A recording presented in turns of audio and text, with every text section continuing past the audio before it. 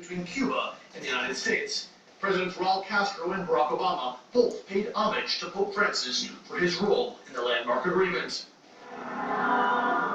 Not mentioned was this man, Cardinal Jaime Ortega, the Pope's eyes and ears in Havana, who was at the center of parts of the secret diplomacy. Esto no significa que uno quede. In an exclusive interview with CNN, Ortega revealed that at the Pope's first meeting with President Obama, Francis lobbied to change U.S. policy towards Cuba. Obama surprised the Pope by agreeing with him. The president's response was very clear, he says, that these measures were old, made before his birth, and that he wished to change them. This encouraged the Pope, and he made the important argument that it would benefit the Cuban people who had suffered under these measures.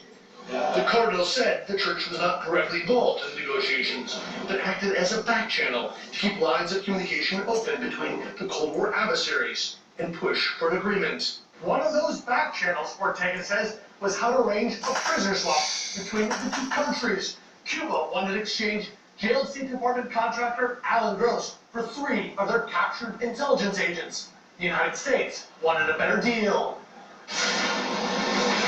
The Cardinal thought he knew how to break the deadlock. He had received a letter from a man he prayed with while ministering to inmates in Cuban prison.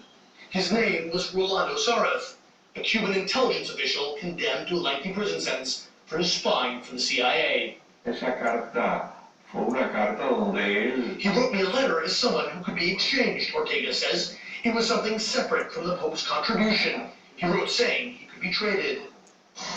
At secret meetings at the Vatican and in Canada, where sources involved with the negotiations say Cuba was represented by this man, Colonel Alejandro Castro, Raul Castro's son. The prisoner swap was struck. After the trade, U.S. officials called Saraf one of the most valuable spies the Americans ever had in Cuba. Having helped broker ties with the U.S., long-strained relations between the church and state in Cuba are also improving. The desire that Raul Castro expressed towards the U.S. was that we can live with our differences, he says, but in a civilized manner. That's the desire that the Church has also expressed to the government. The Church is not the enemy. A message of reconciliation and new beginnings that Pope Francis will bring with him when he arrives in Cuba. Patrick Ottman, CNN Havana. Well, we will head out on the U.S. campaign trail.